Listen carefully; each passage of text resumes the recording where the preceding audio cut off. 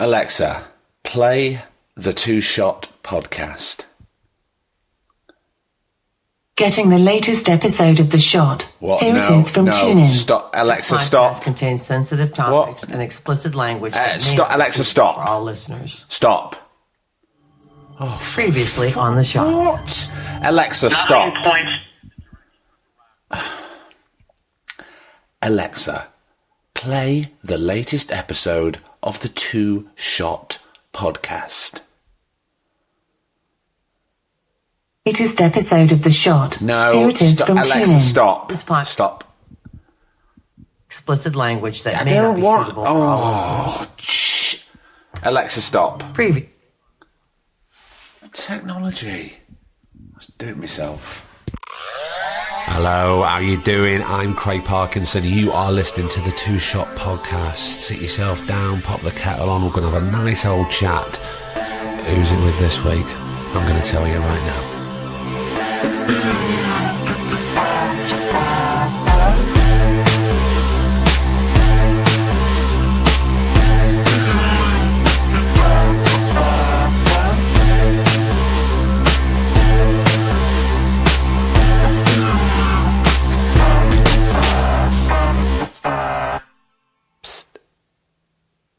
Hey. Yeah, you. What do you mean you don't remember us? Look, I know. We've had a little break. We needed to rest.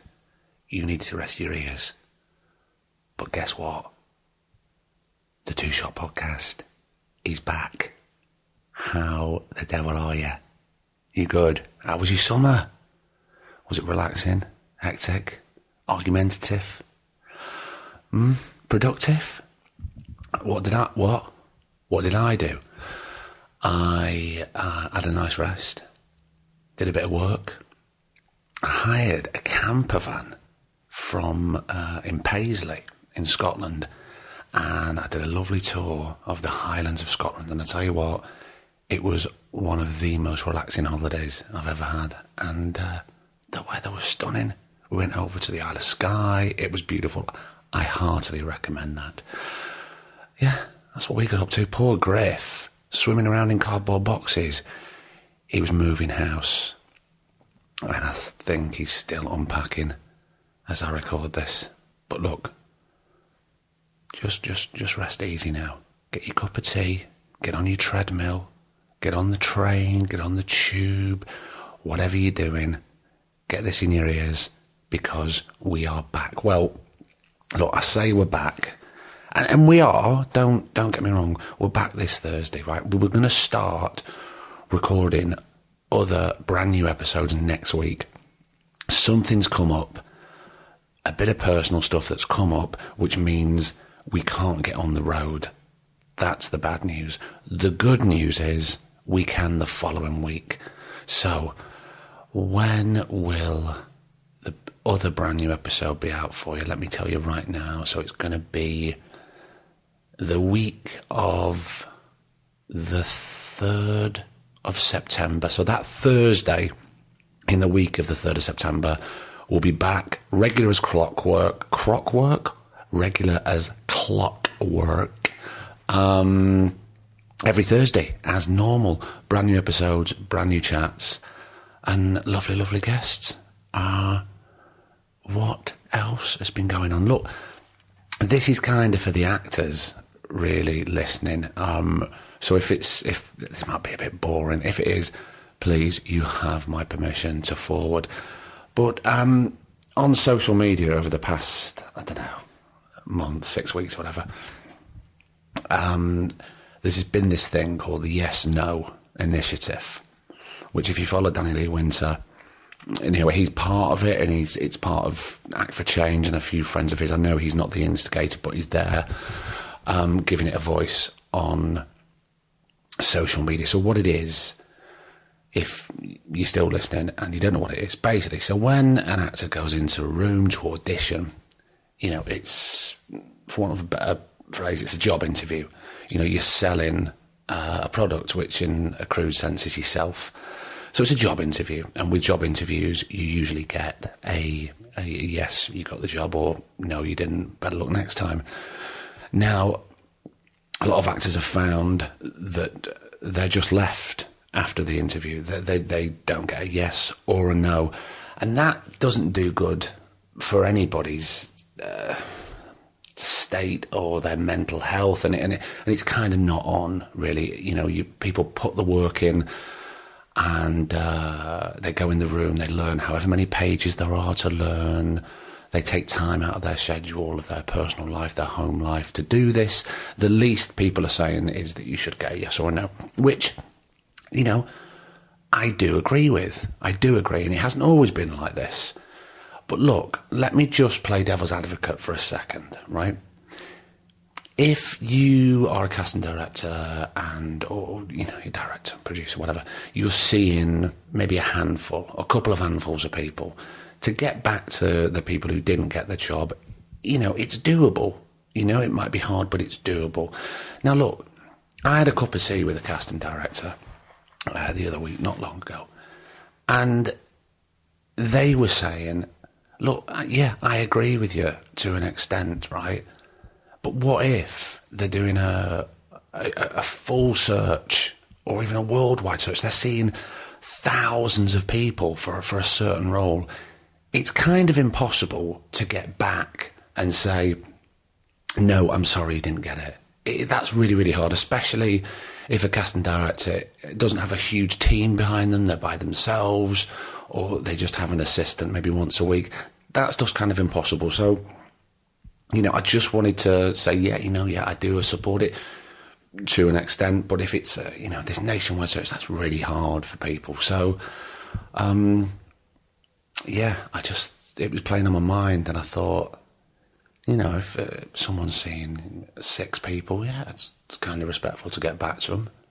But, you know, if you're talking 1,500, 2,000 people, as I know some people are sending in videotape auditions all the time, especially for a certain musical that's becoming a film. I know they've done a big search for that. That must be really hard to get back to everybody. But, you know, there's been a lot of positivity, and the respect is there, and that'll do really well for a lot of actors to move on, and, you know, good for the old upstairs. So that's very positive. Right. So, you know that over the past year, it's been incredible. We've had amazing guests. And what's always been pretty hard is getting guests and scheduling and going, right, well, we'll record this person here, or we'll go to Manchester, we'll go to London. So it's all about timing and schedule. So when we were invited to Kendal Calling Music Festival, it's in the middle of our summer break, it'll be totally doable. It's just an hour, perfect, we thought. Well, getting a guest for Kendal Calling proved really hard. It was so difficult. And then, right at the 11th hour, the stars aligned, and I made a phone call, and the lovely Andrew Ellis said, I'm there for you. I'll be down at Tim Peaks Diner at Kendal Calling. What time do you need me? I'm there. And we sat down in front of a lovely sold-out crowd. Now, here's the thing, right, when you're doing a live podcast, especially at a music festival, I hadn't done it before. And I thought, well, do people really want to sit down with a couple of guys yakking, and maybe it's going to get deep? Is it going to be funny? Is it going to be serious? I don't know what the conversation is going to play out like. So that was in my back of my mind, a bit of a worry. And then about sort of 5 minutes in, and I'm sure you'll hear on the recording, you could hear a pin drop. It just got really, really silent, because they kind of tuned in that this wasn't a band in a small venue. This was 2 fellas yakking on. And it was really, really lovely chat. It was brilliant. I can't thank Andy enough. And also, I can't thank you enough, because while we've been off the air, so to speak, the podcast has still been knocking around in the top 20, and more people have been getting on board and downloading. So thanks so much for rating and reviewing. You know, it does, it really means everything to us. And if you do like us, you know this is free, but we do this, it's solely independent. We don't have any sponsors.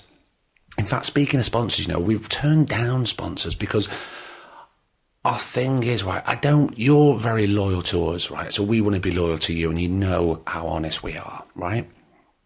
So look, I don't want you tuning into this, and I don't want me trying to flog you a nice sexy mattress with 15% off like all the other podcasts, okay? I'm sure you like craft beer. I don't have any vouchers for you. This is not the podcast for you. So what we're doing at the moment is we're searching out sponsors that we think are going to be useful to you as the listener, that we back, that we endorse. So that's the thing. But in the meantime, while we're doing that, we have a Patreon site. So patreon.com forward. Oh God, it's because I haven't been speaking for ages, isn't it? patreon.com/2shotpod. You can go there. You can pledge whatever you like. That would be fantastic. Every little really does help.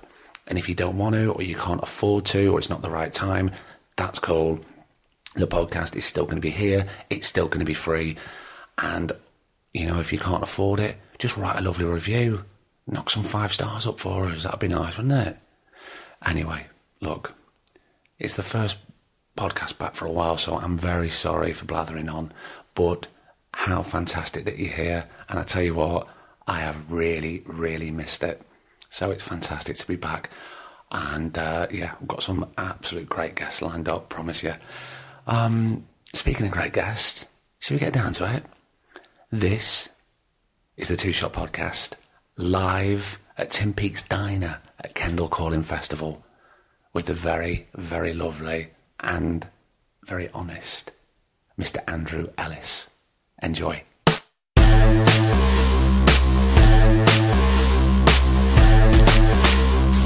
Good afternoon, Tim Peakes. How is everyone? A little bit wet, a little bit damp. Don't worry, come inside. This is the Two Shot Podcast live from Tim Peakes. Now, just a little grunt or a cheer. Who's heard of the podcast before? Who listens? That's a very small cheer, that's all right. For those of you listening today, what I would do is keep your expectations very, very low, and I guarantee you're going to have a good time. So, big cheer for anybody that's seen the TV show or film. This is England. Ladies and gentlemen, this is the Two Shot Podcast live with Andrew Ellis. Big round of applause, please. This is very nice and very wet. It's a little bit... Hello, everyone. Andrew Ellis, how the devil are you? Yeah, good, thanks, mate. Pleasure to be here. Pleasure to be on the It's a pleasure to have you here, mate. Tell me about Wythenshawe. Right, okay, Wythenshawe. Straight in with that one. I normally say to people when they ask where I'm from, I say, have you seen Shameless? Yeah. And they go, yeah, great. And I go, yeah, that's where I live. Which normally, yeah. It's nice, though. It's not as bad. It was rough when I was younger. It was very, very bloody rough when I was younger. But it's all right now. And it's very nice to look at. It's very green and pleasant. I've not moved away, yeah. I love Wythenshawe. You still live in Wythenshawe? Yeah, I moved to Essex for 9 months to be closer to London and just couldn't hack it. Did you feel that you had to move out of Wythenshawe to move to London? Yeah, at the time, I think there was a part of me that was like, oh, London is where it's at. London's where I need to be be an actor and to get to auditions and things. And you like found that. out, no, it isn't. Yeah. And where we were living, like, we were on the outskirts. We were near enough to a tube station and that, but for what we were paying kind of rent for this little dingy room that we had, we've got like a mortgage now back home, and the trains are 2 hours. So and it's all about quality of life. And it is, yeah, it's about quality of life. Especially when you, as an actor, you're going to and from jobs and you're leaving the family a lot. You need to know that the base is solid. Yeah, that's it. Like, I mean, that's one thing that, excuse me, made us want to move away. Me and my missus moved down there, and we realised we wanted to start a family and stuff like that. And I don't think we could have done that in London, I don't think. So growing up in Wythenshawe, were you on an estate or were you in a house? Yeah, we moved from kind of council house to council house for till I was about 14, and then I think my mum bought an house. So that's you, your mum, your dad, your siblings? Me, my mum, my dad, and my little sister. Yeah. What's the difference between you and your sister, age-wise? 4 years. So she's a little bit younger. She's younger and the oldest, so yeah. So good relationship with your sister? Yeah, all right. We used to fight like cat and dog when we were little, but... Brother yeah, and sister? Yeah, exactly, yeah. Yeah, we get on all right now. It's not too And bad. what was your dad doing for a living? What was he doing, Grafton? When I was younger... so he's my stepdad, but he's my dad, kind Yeah, of. of course. When I was younger, he was a chef at the airport, sort of for like flight services and that, for like aeroplanes and stuff. And then as I got a little bit older, he started warehouse management, driving lorries, that kind of stuff. And your mum? My mum was always sort of in kind of care jobs, like she was a nurse for like in an elderly people's home, and then she started kind of chefing there and things like that, been a cleaner and things like that. Because being in care must be a really hard job. Yeah. Like I remember being younger and the kind of hours that she used to work and stuff like that was always a bit mad. And then, yeah, she's always been kind of surrounded by death, my mum. So she's like proper hypochondriac. Well, I was talking to somebody the other day on a job, and she was looking after this actor I was working with. Yeah. And she went, before that, I was doing, just before you die care. What's it called? That Like end of life care. End of life care. Yeah, and I yeah. said to her, how do you switch off from that? She went, you don't. You take your work home with you. And Yeah. that's why she had to stop, because it started messing with her own mind. Yeah, I mean, that's what my wife does at the minute. She works... She does that now? My wife, yeah, she works on children's oncology. Oh, my so, God. Yeah. So, like, that's... She loves it. Like, not loves it, but she loves her job. You see, actors moan about their job. Yeah. That's real. That's a real job. I came home the other day and I was moaning about... as I do a little producing for this social media company. Yeah. And I had a bit of a shit day. And I went home and I was moaning about something and whatnot, and proper like, get grating on me. I said, come on, we'll go out for some nice dinner. So we went out having dinner. Went, how was your day, by the way? She was like, oh, yeah, not too bad. Did a course today on end of life care. I was like, oh, I've had a great day then, darling. Like, fuck me. Like, do you know what I mean? Like, it really puts things into perspective, 100%, doesn't it? 100%. And do you mind me asking about your biological dad? Where? So he left. Well, my mum and dad kind of split up when I was very young. He wasn't a very nice man, Right. And he lives in London, so he's lived there for the past kind of 20 odd years, I guess. And do you have any contact with him now, or? Not really, no. Sorry, we seem to be going quite deep, very, Deep very straight away. early at a festival that is all about sunshine and happiness. But if you listen to the podcast, that's not what I do. If you listen to the podcast, it's probably usually me crying. But the whole thing about why I start the podcast and why I do this is to talk to people and to get to have the conversation that we don't normally have in life. We all say hello all the time, but when do we really sit down and discuss things? Yeah. So that's all I'm saying.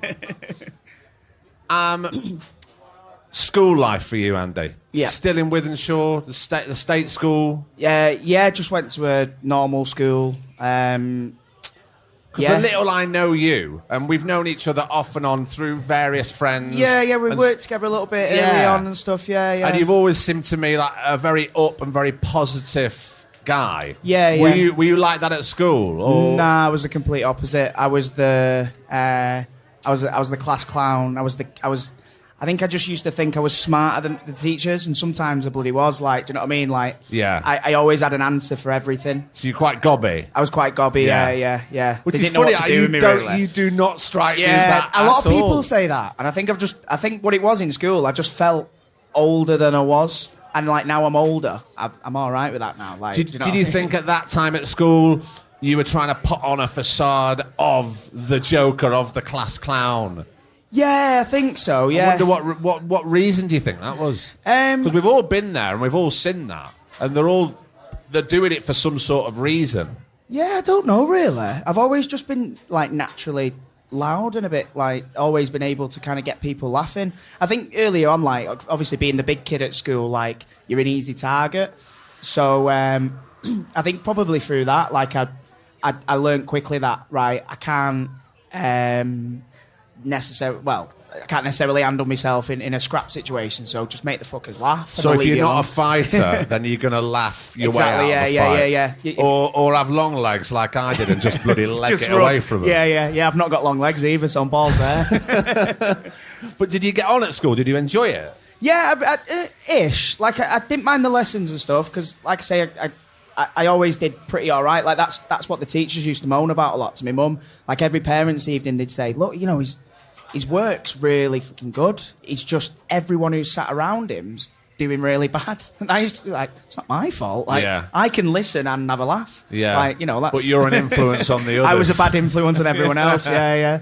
So, but yeah, no, it was all right. Like I used to hate it while I was there. I think everyone does, don't they? I think everyone kind of wishes that they could get out and get to the big wide world. Well, it's because at that time I think, and all kids are like this. See, I know I've got a 7-year-old at the moment, and sometimes I look at him and I think, gee, that's that stuff a 14-year-old would say. Don't grow up too. We all want to grow up too quickly, but we have to go down that path and learn and make the mistakes and fail, because only by failing are we going to 100%. we're going to learn.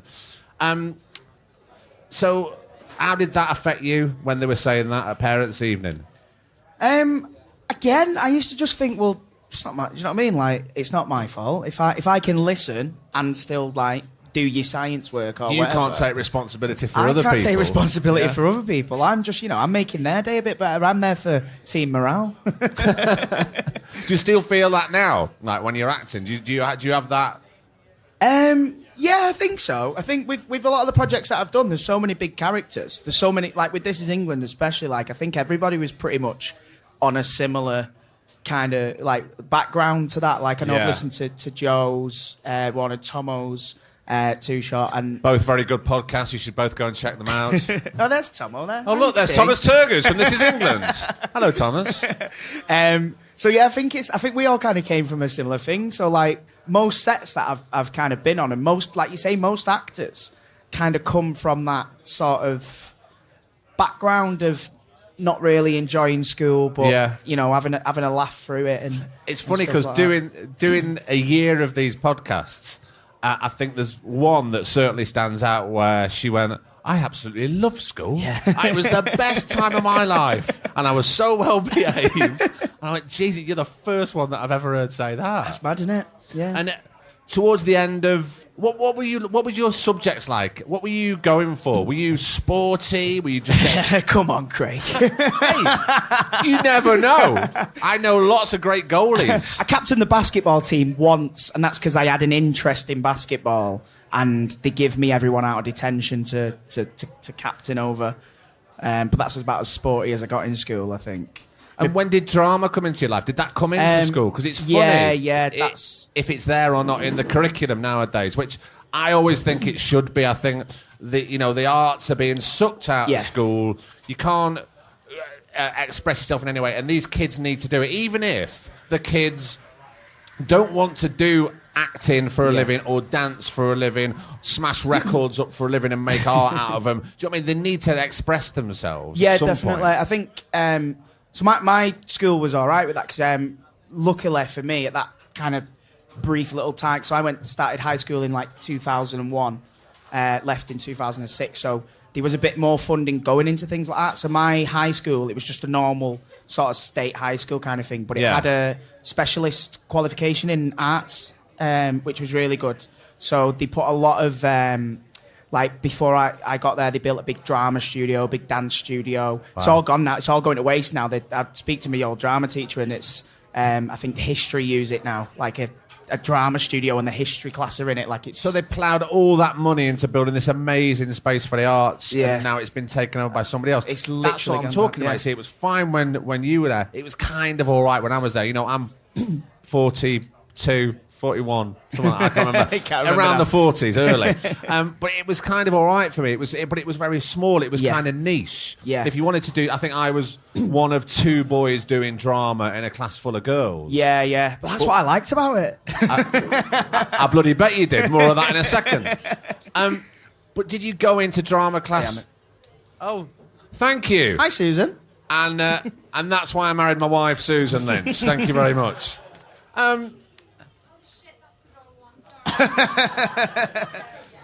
That's my producer. That's producer Griff, everybody. Hey. Round of applause. When they say he's handsome, when you're recording it, like, look at him. I know. Look at him. I'm glad my wife's not here. The podcast isn't about producer Griff, Andrew Ellis. It's about you. Sorry. So was there always something that made you want to go into drama class? Were you doing anything outside of school? Yeah, so I think drama for me started like in kind of the last couple of years of primary school, first sort of year of high school. I remember... Because you do the obligatory... You do your Christmas shows, you do the Bible show. Yeah. I did all that The the Bible show. That's what the kids are calling it nowadays. Did they? Yeah, so I, like I say, I think sort of last year of primary school, a cousin of mine who is from round here, actually, he's from sort of Barrow-in-Furness, which isn't far. Right. He was sort of like 7 years older than me, and he moved down to Manchester, and he just introduced me into a load of like, I was like, how old would I have been? About 10 at the time.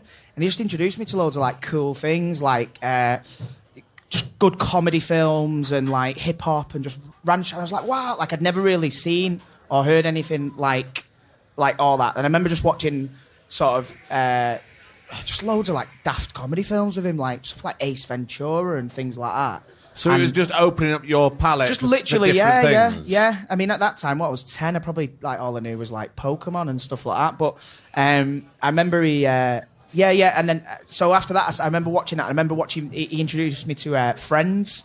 I remember watching that and then having a dream one night that I was in it.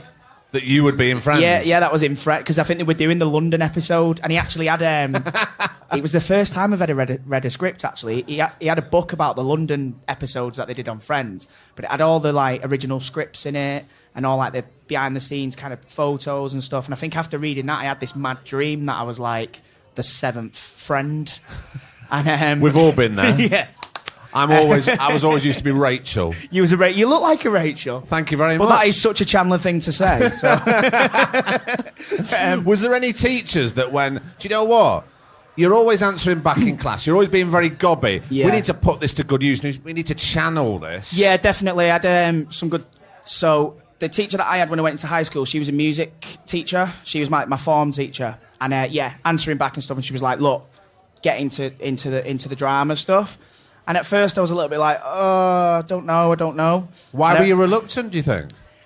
I just think because of the kind of people that I hung around with at the time and that they would have looked down the nose at that and been like, oh, it's a bit gay, that, innit? So you're thinking about other people. I'm thinking about, yeah. Yeah. And then, literally, like I say, I thought, right, I'll give it a go. Went into my first kind of drama lesson and just absolutely fell in love with a girl in there. Like, it was like, boom, wow. And then... forgot about her and just fell in love with drama, I guess. Did like, you? Yeah. Like I just really enjoyed it. Like you say, just being able to have that outlet to be able to be cheeky and to be able to kind of and to express what yourself exactly, and what's going on. So yeah. what age was this?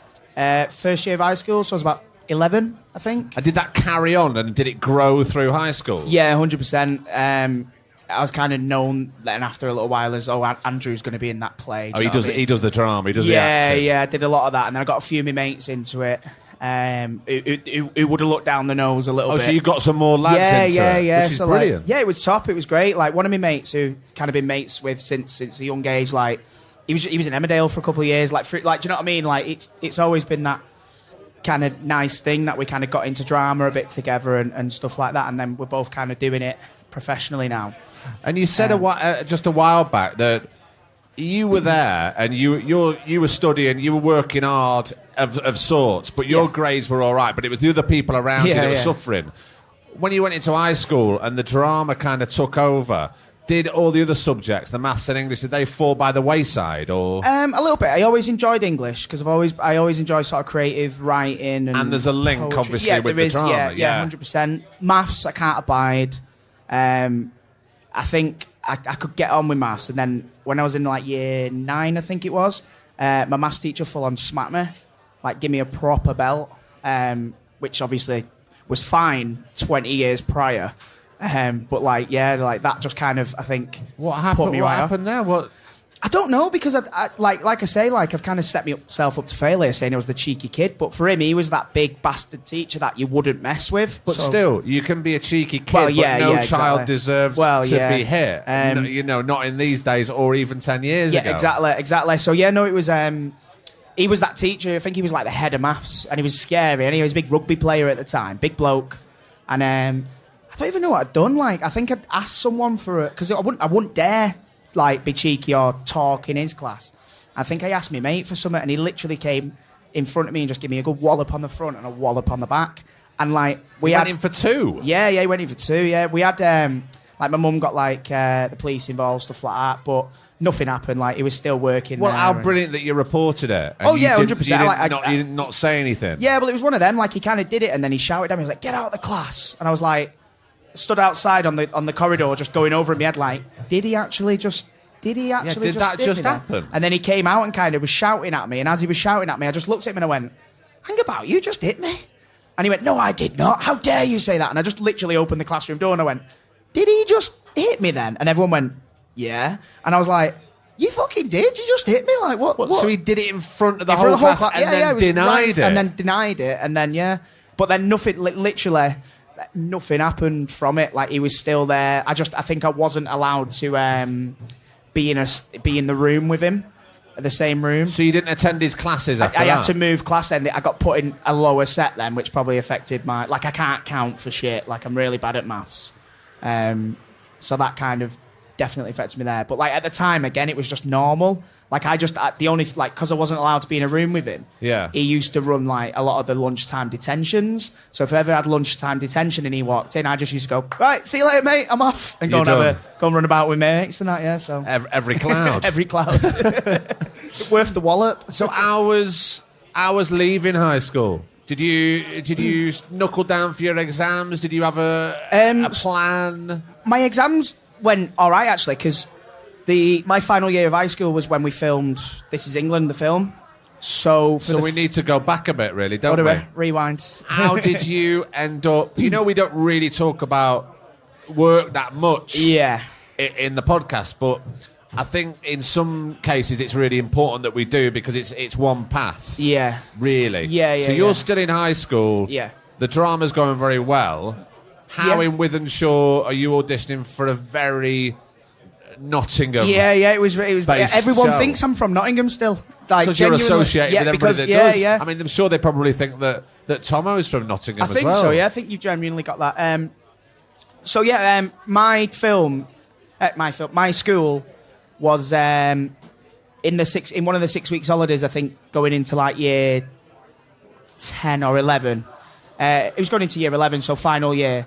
They used it as the backdrop for a ITV drama with I can't think of his name now. It was called Marion Again. And they just used it as the backdrop. There was certain scenes set in a school. Right. So they used a lot of the kids as extras. And you were one of the extras? Yeah. So like we went, and I think we got like 30 quid a day. We did Summer 3 holiday days. pocket money. 90 quid in the 6 weeks holidays. That's like, not bad, is it? Yeah, it was the best time ever. And then through that, I think that was cast by Michelle Smith. And then through that, she must have thought, there's like, I think a couple of hundred kind of kids stayed behind in the 6 weeks holidays. So she was like, there must be some kids there who are quite into it. Sent a couple of audition pieces to like the drama club. One of them was called Johnny and the Bomb. It was like a BBC drama thing that they were making. So me and my mate went for that. We ended up getting the part, and we were like buzzing. We'd like spent this imaginary amount of money that we didn't know how we were getting. You thought in you our were going to head. be millionaires. Thought we were going to be millionaires. I think I was planning on buying a petrol moped. And then we got a call off Michelle, like literally 2 weeks before we were supposed to be filming, saying, they've changed the ages. They're going, like, we were like 14, 15. They were going for like 12. There's quite a big gap there. You can see that at that age. So we then didn't get the part. So we were devastated. But she said, there's another audition that I've got here for this TV series called Bulldogs, if you want to go for that. So we went for that. And yeah, long story short, that ended up not being a TV series. It was This Is England. I think the working title of it at the time was Bulldogs, I think, when I went for it. I think I was cast early on, I think. I think it was only a few. Stephen Graham was, because he was in my audition. And probably Vicky. Vicky and Shimmy, obviously, they were kind of cast, but sort of Woody, I don't think was, because I remember me and Tomo were talking about that this morning, kind of the other Woodies, the Woodies that never were. And I said to Tomo, I went, yeah, there was another Sean. And he went, fucking what? What was he like? I went, oh, he was mint. He was really good, yeah. He went, where was he from? I went, oh, he's from Manchester. He went, is he as sound as me? I went, he was more sound than you were then, because you were a horrible little bugger then. I said, but you're probably more sound than him now, yeah, Tomo, you've done all right. How did you feel about stepping onto a film like that? But only because I'm saying... Did you ever feel, I don't really have that much experience in front of a camera? I have none, Did it not even cross your mind? It was weird, because there was a lad in my school who kind of, he was about 4 years older than me. And he played the title role in Jimmy Grimble. Do you remember Jimmy Grimble with Robert Carlyle? I do remember it. Football. He was, football. It was basically, is it like Mike, where he finds a pair of trainers and he goes and plays for City, the Magic trainers and all that. And the lad who played Jimmy Grimble, Lewis, he was a couple of years older than me in school. So I'd seen him do it, and then he didn't want to act after that. I never really knew why, but I thought, it does happen round here. Like, it does, but then never thought it'd happen to me or whatever. So then when getting the film, like, it was amazing. Yeah, I'd never had any kind of, other than the little bit of extra work that I did in school that couple of months before. Never had any experience with kind of being in front of a camera and stuff. So. Did you even think at that age, yeah, I think this is what I want to do for a living? Because the reason why I say is, you speak to kids nowadays and, even back then, well, I want to be this, I want to be a fireman, I want to be a... Not a lot of people say, I want to be an actor. Did you realise that at the time? Or was that something you learnt? I wanted to be, I wanted to be an actor, 100%. I didn't think I would have been, though. Again, I didn't think it would have... I thought, like, Lewis was it was a one-off. That's never going to happen to anyone again. Was it a bit... I don't think this happens to someone like me. Yeah, exactly. It doesn't happen to someone like me. So I think what I was looking to... Because I didn't even know drama school existed. I didn't know that was a thing when I was in high school. Like, I didn't know that there was this whole university-type place where you could go and study acting and become an actor and take that route. I thought it was literally... right place, right time kind of thing with acting. It still kind of is. Which it was for me, a lot of time that is. So I think I wanted to be a marine biologist. Did you? I don't know why, though, because I'm terrified of the sea. Oh, yeah? I'm really scared of it, yeah. But at the time, I think one of my mates was telling me about it, and I was like, I love animals, I always have. And I was like, yeah, that sounds really good, like marine biology. And I was quite good at science and stuff, so I was like, yeah, I'm well into that. That sounds brilliant. And then I ended up getting This Is England, so that crushed that dream.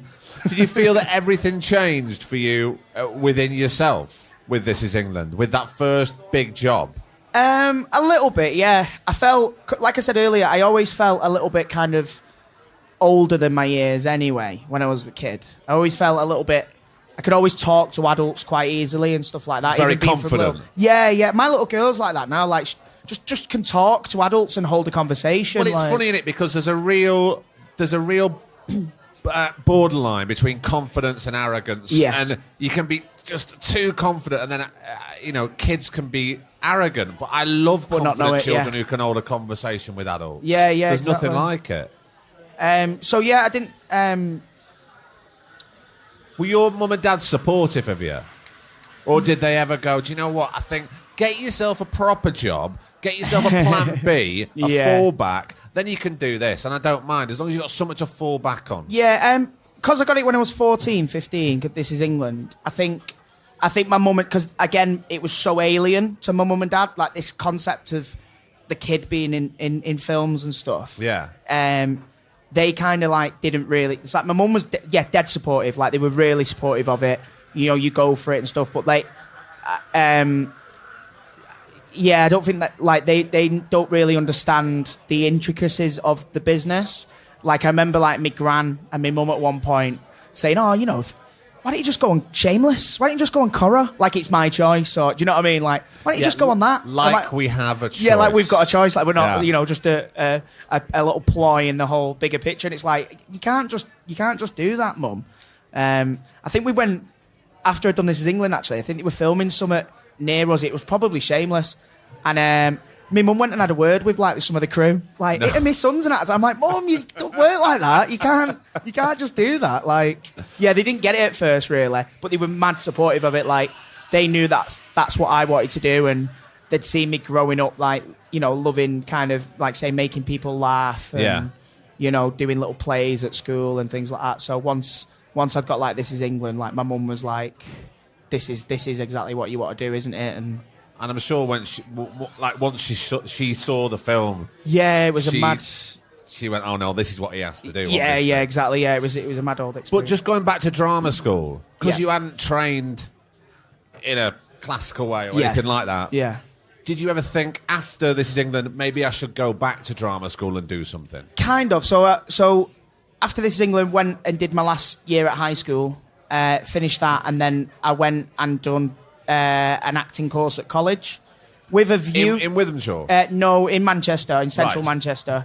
I went and done just like a BTEC in performing arts drama, and I was my plan was to probably go to drama school at that point. I was like, right, okay, yeah, I'll go to drama school and I'll do that route because I've done This Is England now and I've got an agent, but you know, I want to learn it proper and stuff like that. Did you feel that you didn't know enough? Did you feel that you wanted to learn more? I did and I didn't. Like I felt like I wanted to learn.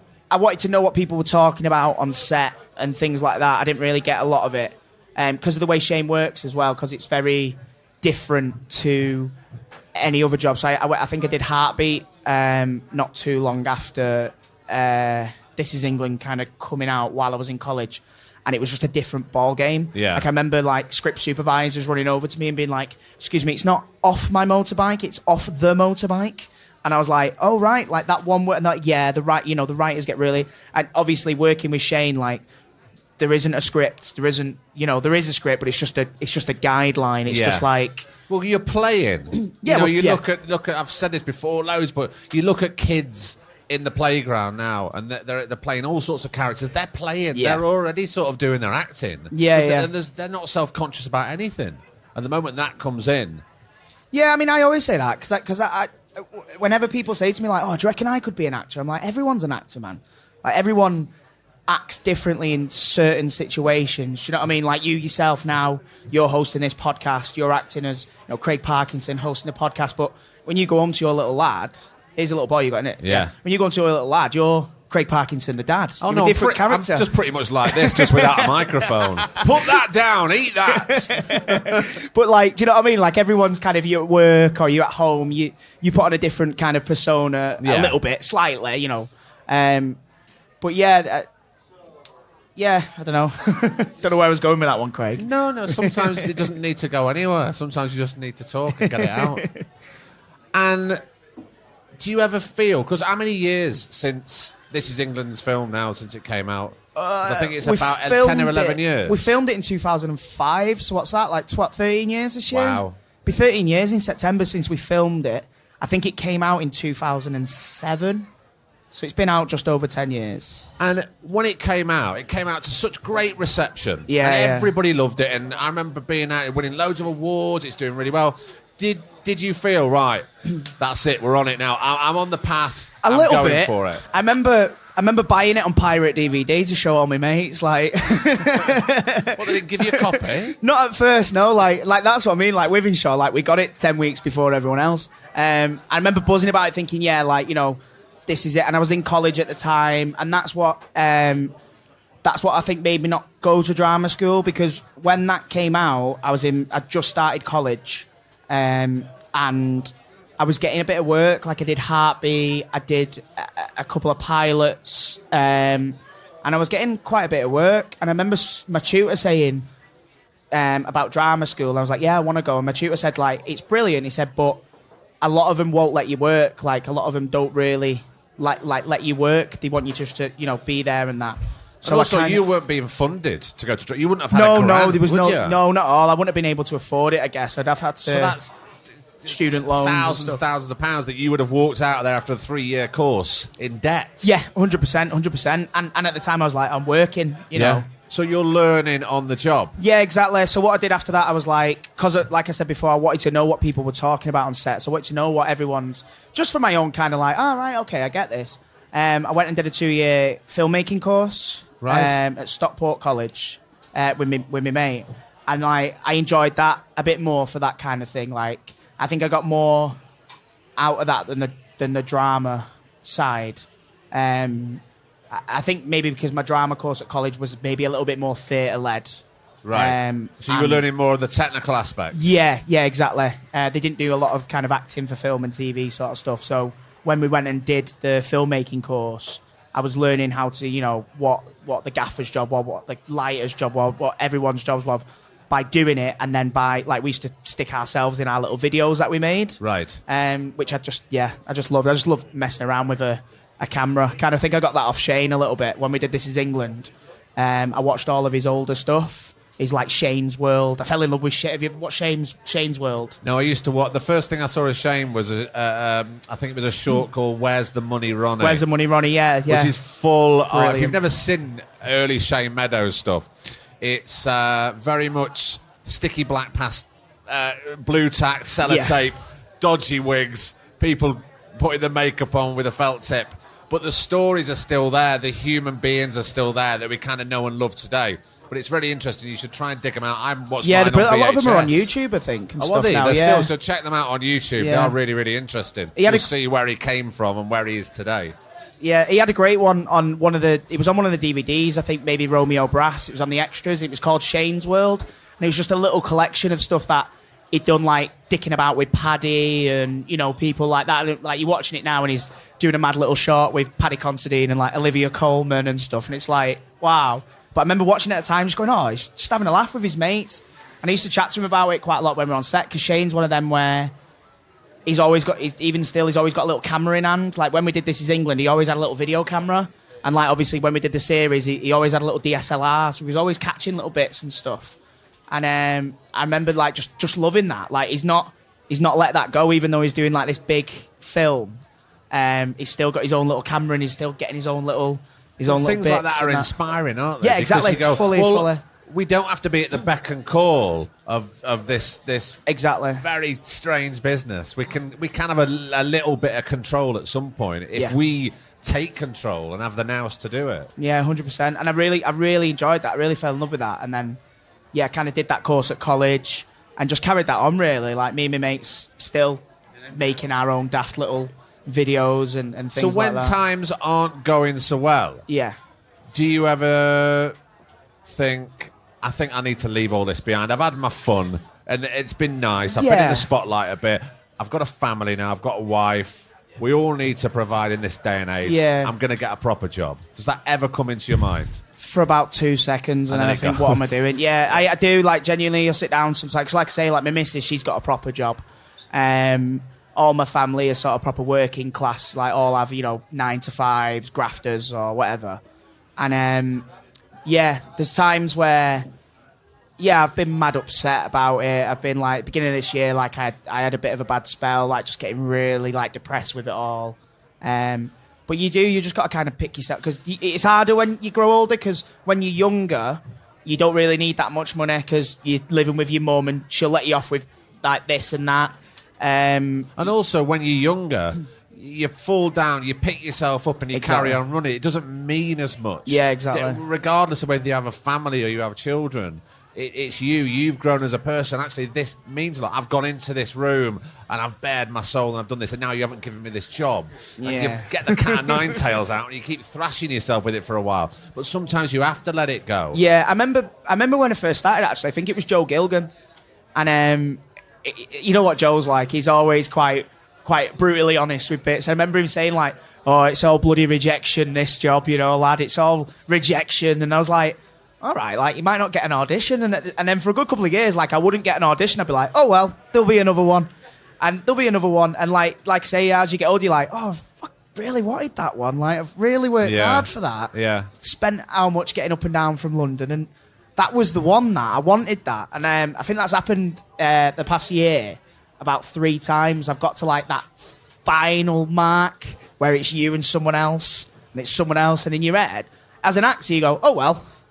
Like, but in your head, you go, oh, no, bugger him, I wanted that. And you're the first one to give yourself the hard time for it. Exactly, yeah, because you start laying into yourself then, don't you? So are you starting to deal with the darker side of rejection better?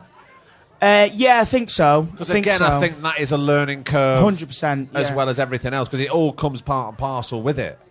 Yeah, I think sometimes you can be a little bit hard on yourself. I think sometimes you sit there and go, I must be shit then. Mustn't be any good. Do you know what I mean? Like, why is it always going to that other guy? I'd love to know who this other fucking guy is, Craig. There's always another guy. But you go, why is it going to him? Because, you know, but then, yeah, you've got to just kind of go, oh, well, like, that wasn't the one then, like, and think about the good stuff that you've done. Like my miss said that, like, when I was like, oh, I've not worked in ages, and, you know, I've done that. And she's like, you have worked. You were on a film 2 months ago. I was like, yeah, but that was just a day. It's like, it was a day on a film, you idiot. I'm like, oh, yeah, it was, wasn't it? Like, you don't think that as an actor, you go, oh, I've only done a day. I'm only in two scenes on that, and, like, can't give it. But you're like, wait, actually, I'd have killed for that. Like, when I was a kid. Yeah. That's what I'm dream. That's the dream. And probably even on those 2 days, you learned something, or you met one person who inspired you to do something else, and it's a domino effect, and it's made something else happen. And it might not happen for 2 years. Yeah, exactly. But you go, wait a minute, I worked with this fella, and he said that, and it's happened. So you just don't know, do you? Yeah, exactly. Every kind of everything always falls into place a little bit. Do you think it really helps you doing what you do to have your wife as an anchor? Yeah. Who isn't connected to this business? 100%. She proper keeps my head in the game. She knows. I think she's probably here now. She'll be dead embarrassed. Yeah, she knows what I want out of it. She knows that I'm not in it for money or fame. Like, I do it because I love acting. Like, I love just being someone else and just playing. Like you say, I love just getting to play for a living. And I think just before Christmas, my agent, it was this commercial job, and I've never done a commercial before, and I was a bit like, and we needed a bit of money, and it was for what's the spot cream called now? Oxyten. No, I don't know what it was. Spot cream. Anybody? Shout out Spot cream. I think it might have been Freedom. Yeah. Cheers, Kristen. Thank you. I knew there was a reason I brought it. Beautiful skin, by the way. Gorgeous skin. It was an advert for this Freedom or something. And it was like playing this little character inside the spot, and then all this. And my agent was like, it's not going to be on in the UK. It's only American. It's all this. And I was like, no, I don't really want to do it. And then she kind of showed me how much it could have been. Oh, and it made my head turn a little bit. And I was like, babe, like, look at this. Look at how much we could, like, this is it. Like, we could. And she just turned around to me and she went, that's not you though. Like, you don't do stuff like that. And I was like, thank you. I literally I just stopped there and I went, thank you. And she went, what? And I went, I needed that then. Like, exactly that. She is my anchor. Yeah, exactly. It's like, thanks, babe. Because I'd have ran away with that and, like, got a bit crazy there and just sold my soul a little bit for a bit of freedom. You just kind of got to be true to yourself and do what you do 100%. as an actor and an artist. It's been absolutely lovely sitting down and having time with you, because we've never actually done this one-on-one. No, not really. No, I think the only time we proper chatted was like last year, wasn't it? In the rain. And can I just say, thank you so much for everybody to come and stand up and listen to this. I know it's sometimes not the lightest thing in the world, and it's not full of jokes, but it's really, really important. And if you don't listen to the Two Shot podcast, you can find it on iTunes, Acast, anywhere you get podcasts. Andrew Ellis, thank you so much. Have a lovely Kendal Calling, everybody. Thank you. Cheers, guys.